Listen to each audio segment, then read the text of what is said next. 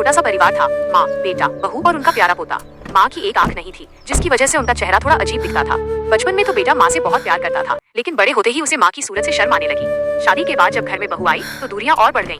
बहू को डर था कि माँ की शक्ल देखकर मेहमान उनका मजाक उड़ाएंगे। उसने अपने पति के कान भरने शुरू किए और धीरे धीरे पोता भी अपनी दादी से चिढ़ने लगा। एक दिन बहू और बेटे ने फैसला किया कि माँ को गाँव के पुराने घर में छोड़ दिया जाए।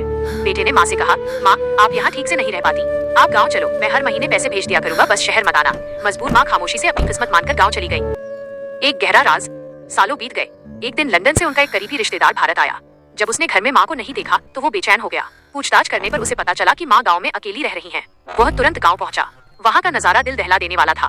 माँ फटे हुए बिस्तर पर तेज बुखार में तप रही थी। रिश्तेदार की आंखों में आंसू आ गए। उसने तुरंत बेटे को फोन किया और उसे गाँव बुलाया। जब बेटा अपनी पत्नी और बच्चे के साथ पहुंचा तो रिश्तेदार ने भरी आंखों से बेटे की तरफ देखा और कहा, तुझे अपनी माँ की शक्ल से नफरत है ना, पर क्या तू जानता है कि तेरी माँ की एक आंख क्यों नहीं है? बेटा चुप रहा। रिश्तेदार ने आगे कहा, जब तू छोटा था तो एक एक्सीडेंट में तेरी एक आंख पूरी तरह खराब हो गई थी। डॉक्टर ने कहा था कि तू अब कभी देख नहीं पाएगा। तब इस बदसूरत माँ ने अपनी एक आंख निकालकर तुझे दे दी थी ताकि तू दुनिया देख सके। आज तू जिस आंख से माँ को तिरस्कार से देखता है वो असल में तेरी नहीं, तेरी माँ की ही आंख है। ये सुनते ही बेटे के पैरों तले जमीन खिसक गई। उसने फूट फूट कर रोते हुए अपनी माँ के पैर पकड़ लिए, लेकिन माँ ने धुंधली आंखों से बस इतना ही कहा, बेटा रो मत, मेरी आंख से कहीं आंसू ना निकल आए, तुझे दर्द होगा।